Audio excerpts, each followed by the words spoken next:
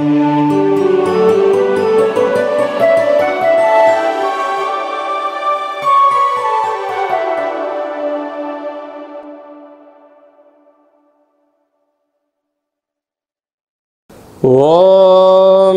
నమః శివాయ. ఓం నమో నారాయణాయ. నరదృష్టి నివారణ కాళభైరవాయ నమో నమః. హరి ఓం. మా ఛానల్కి స్వాగతం. చూస్తున్న వీక్షకులకు ప్రేక్షకులకు ప్రియ కాళభైరవ భక్తులకి స్వాగతం పలుకుతూ మమ్మల్ని ఎంతగానో ఆదరిస్తూ ఉండబడినటువంటి ప్రియ సోదర సోదరీమణులు అందరికీ కూడా జ్యేష్ఠమాస శుద్ధాష్టమి, పూర్ణిమ, బహుళాష్టమి, అమావాస్య తిథుల యందున ఎలాంటి విధి విధానాలు పాటించడం వలన కాలాన్ని శాసింపజేసే శక్తి కాళభైరవుడికి ఉంటుందో మనము అందరినీ కాళభైరవ స్వామిని చల్లగా ఆశీర్వదించాలని మనసారా కోరుకుంటూ ఆశీర్వచనం. 1/6/2025 నుండి 30/6/2025 వరకు అంటే జూన్ మాసంలో ఉండబడినటువంటి వారందరికీ కూడా, పుట్టినటువంటి వారందరికీ కూడా ముందస్తుగా జన్మదిన శుభాకాంక్షలు. గతంలో వివాహం చేసుకున్న వారికి వివాహ వార్షికోత్సవ శుభాకాంక్షలు.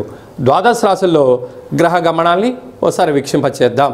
మేషరాశిలో శుక్ర భగవానుడు సంచార స్థితి, వృషభ రాశిలో బుధాదిత్య రాజయోగము, రవి బుధ సంచార స్థితి, మిథున రాశిలో దేవగురు బృహస్పతి సంచార స్థితి, కర్కాటక రాశిలో కుజ భగవానుడు సంచార స్థితి, సింహరాశిలో కేతు భగవానుడు సంచార స్థితి, కుంభరాశిలో రాహు భగవానుడు సంచార స్థితి, మీనరాశిలో శని భగవానుడు సంచార స్థితితో ద్వాదశ రాశుల్లో గ్రహ గమనాలు ఈ విధంగా ఉన్నాయి.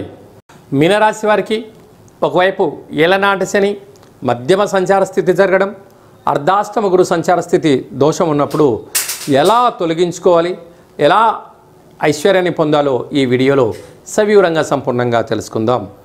మీనరాశిలో ఏ నక్షత్రాలు వస్తాయనగా పూర్వాభాద్ర నక్షత్రం చివరి 4వ పాదము, ఉత్తరాభాద్ర నక్షత్రంలోని 4 పాదాలు, రేవతి నక్షత్రంలో 4 పాదాలు కలిపితే మీనరాశి. రాశాధిపతి దేవగురు బృహస్పతి. రాశిలోని శని భగవానుడు ఉండడం వలన కష్టపడి పనిచేయడం మీ వంతు, ఫలితం పక్కవారి వంతు అనే పరిస్థితి ఉంటుంది. అంటే బంధువులైనా, మిత్రులైనా, స్నేహితులైనా, తల్లిదండ్రులైనంతను కూడా నీ దగ్గర ధనం ఉన్నంత వరకే నీకు విలువలు ఇవ్వడం జరుగుతుంటుంది. ధనం అయిపోతుంది, ధనము లేదని చెప్పి నీ విషయాన్ని తెలియజేసావా, వారే దూరం అయిపోయి మిమ్మల్ని ఏకాకి చేయడం జరుగుతుంది. ఇలాంటి కాల సమయంలో ఒత్తిడికి గురవడం, నరాల బలహీనత, అనేక రకాల సమస్యకు మీరు ఇబ్బంది అయ్యే పరిస్థితి ఉంటుంది.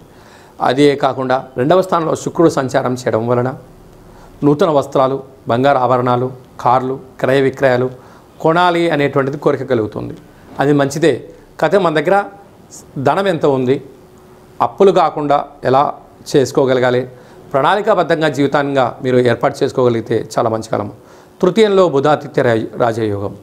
తల్లిదండ్రుల నుంచి మీకు రావాల్సిన ఆస్తిపాస్తులు కానీ, తల్లిదండ్రుల నుంచి గవర్నమెంట్ ఉద్యోగస్తులు కానీ, గవర్నమెంట్ నుంచి మీకు రావాల్సినటువంటి పాత బకాయిలు కానీ, మీకు రావాల్సిన దస్తావేజులు కానీ, పాస్బుక్లు కానీ వచ్చేటువంటి పరిస్థితి చాలా అధికంగా ఉంటుంది. అర్ధాష్టమ గురువు. వీలైనంత వరకు నదికి వెళ్ళేటప్పుడు, నీటిలో దూకేటప్పుడు చాలా జాగ్రత్త అవసరం. మీ జన్మ నక్షత్రం రోజున, ప్రతి శనివారం రోజున ఉపవాసంగా ఉండడం వలన వీటన్నింటినీ దూరం చేసుకునే పరిస్థితి కూడా చాలా అధికంగా ఉంటుంది. సంతాన స్థానంలో కుజ భగవానుడు సంచారం చేయడం వలన నూతనంగా వివాహమైన వారికి సంతాన యోగం, పిల్లల యొక్క చదువులు, పిల్లల యొక్క అభివృద్ధిలో మీరు ఉన్నతమైన కెరీర్ ఉంటుంది. లేకపోతే మీరు తీసుకున్న నిర్ణయాలే కరెక్టు, పిల్లలు ఇదే చదవాలి, లేకుంటే నేను ఇదే పని చేస్తాను, తల్లిదండ్రులు నా మాట వినాలి అనేటువంటిది పోకడ కన్నా మీరు మనసు మాట్లాడండి, వారితో షేర్ చేసుకోండి. ఉన్నతమైన స్థితి మీనరాశి వారి సొంతమవుతుంది. 6వ స్థానంలో కేతు సంచారం చేయడం వలన దయచేసి అప్పులు ఇవ్వద్దు, అప్పులు కూడా తెచ్చుకోవద్దు. దీనివల్ల 2 ఏమవుతాయంటే వ్యక్తిని మానసికంగా, శారీరకంగా మిమ్మల్ని కుగ్గతీస్తాయి. ఎందుకనగా జ్ఞానకారకుడు, మోక్షకారకుడు, అష్టమగ్రహకారకుడు. అందుకే మన పెద్దవారు చెప్తూ ఉంటారు చాలామంది, అంటే పూజలు చేస్తే, యజ్ఞ యాగాదులు చేస్తే గ్రహాలు తృప్తి పడతాయి, కానీ అల్లుడు తృప్తి పడడట. అంటే ఇంటి ముందర ఉండబడిన పేడ ఏ రోజు బెల్లం కాదట. అంటే నేను చెప్పలేదండి, ఇది మన పెద్దవారు చెప్తూ ఉంటారు. కనుక గ్రహాలు అనుకూలించినప్పుడు వీలైనంత వరకు మౌనం, ధ్యానం, ఏకాగ్రత, సత్ప్రవర్తన, ఆధ్యాత్మిక చింతన, భక్తి మార్గంలో ఉండబడిన వారితో మీరు ప్రయాణం చేయగలిగినట్లయితే సకల దోషాలు తొలగిపోతాయి. నీటి వ్యాపారం చేసేటువంటి వారు, హోటల్ వ్యాపారస్తులు, స్వయం వృత్తులు, సేవా రంగాలు, సినిమా రంగాల్లో ఉండబడిన వారు, అలాగనే జర్నలిజం రంగంలో ఉండబడిన వారందరూ కూడా శుచి, శుభ్రత, వేలకు తిండి, వేలకు నిద్ర, ఆరోగ్యాన్ని కాపాడుకోగలడం, అప్పులు ఇవ్వకపోవడం, అప్పులు తెచ్చుకోకపోవడం, మాటను వాగ్దానం చేయకపోవడం, నోడు ఉంది కదని చెప్పి దురుసుగా ప్రవర్తన చేయకపోతే మీకంతా మంచి కాలమే అని చెప్పి గమనించగలగాలి. ఈ జ్యేష్ఠ మాసంలో జూన్ నెల 1వ తారీఖు నుండి 30వ తారీఖు వరకు మనం స్వల్పమైనటువంటి విధి విధానాలు పాటించడం వలన అద్భుతమైన విజయాలు మన సొంతమవుతాయని చెప్పి గమనించాలి. అలాగనే జ్యేష్ఠ మాసము జ్యేష్ఠపుత్రుడు కానీ జ్యేష్ఠపుత్రిక కానీ ఈ త్రిజ్యేష్ఠము వివాహానికి పనికిరాదు అని చెప్పి గమనించగలగాలి. అలాగనే ఇంటి యొక్క పెద్దబ్బాయి కానీ ఇంటి యొక్క పెద్దమ్మాయి కానీ ఈ జ్యేష్ఠ మాసంలో కొన్ని అంటే వీళ్ళిద్దరూ కలిపి కొన్ని పనులు ప్రారంభించకపోవడం ఉత్తమోత్తంగా భావించగలగాలి. వీలైనంత వరకు ప్రతి బుధవారం పూట ఉదయం 6 గంటల నుండి 7 గంటల వరకు బుధహోర సమయంలో మౌనము, ధ్యానము, విష్ణు సహస్రనామ పారాయణము వినడం వలన మంచి బుద్ధి జ్ఞానం కలుగుతుంది అని చెప్పి గమనించగలగాలి. అలాగే శుద్ధాష్టమి, పూర్ణిమ, ఈసారి పూర్ణిమ బుధవారం జ్యేష్ఠ నక్షత్రం రోజు రావడం, అమావాస్య మంగళవారము మృగశిర ఆరుద్ర నక్షత్రంలో రావడము చాలా విశేషంగా భావించగలగాలి. కనుక ఇలాంటి కాల సమయంలో ఇంట్లో కాళభైరవ స్వామికి స్మరణ, కాళభైరవ స్వామికి అభిషేకము, కూష్మాండ దీపాన్ని ఇంట్లో పెట్టుకోవడం వలన సకలమైనటువంటి రుణ సమస్యలు, రోగ సమస్యలు, శత్రు సమస్యలు తొలగిపోతాయని చెప్పి కూడా మీరు గమనించగలగాలి. అలాగా కుదరలేనటువంటి వారు ఈ కింది నెంబర్ సంప్రదించినట్లయితే మీ యొక్క పేర్లపైన కాళభైరవ స్వామికి పూజ, కూష్మాండ దీపాన్ని ఏర్పాటు చేయించి భగవంతుడి యొక్క ఆశీస్సుల్ని మీకు వీడియో కాల్ ద్వారా చూపించి భగవంతుడి యొక్క ఆశీస్సులు మీకు అందజేసే ప్రయత్నం చేయడం జరుగుతుందని చెప్పి గమనించాలి. ఇంకనూ మనం విజయం సాధించగలగాలి అన్నట్లయితే ఈ యొక్క పాత్ర కంచు పాత్ర, ఈ పాత్రను మనం ఇంట్లో పెట్టుకొని ఉదయము సాయంత్రము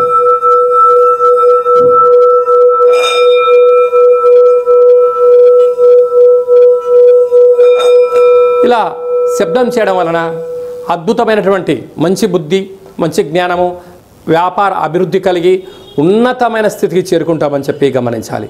ఈ అక్షయ పాత్రతో పాటు కాళభైరవ స్వామికి హోమము, పూజ చేయించి మీకు జీవితకాలం విజయం సాధించేటువంటి అద్భుతమైనటువంటి శక్తి పాత్రలో ఉంటుందని చెప్పి కూడా గమనించాలి.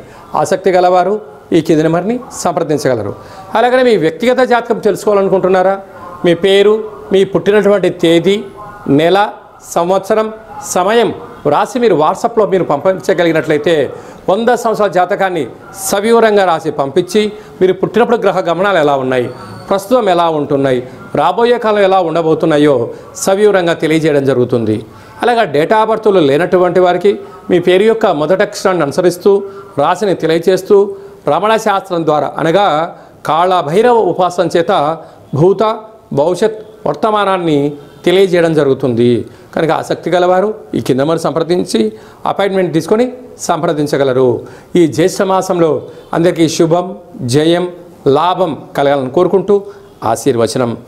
ఓం రాజాదిరాజాయ ప్రసహ్య సాహినే నమో వయం వై శ్రవణాయ కుర్మహే సమే కామాన్ కామకామాయ మహ్యం కామేశ్వరో వై శ్రవణో యదదాతు కుబేరాయ వై శ్రవణాయ మహారాజాయ నమః.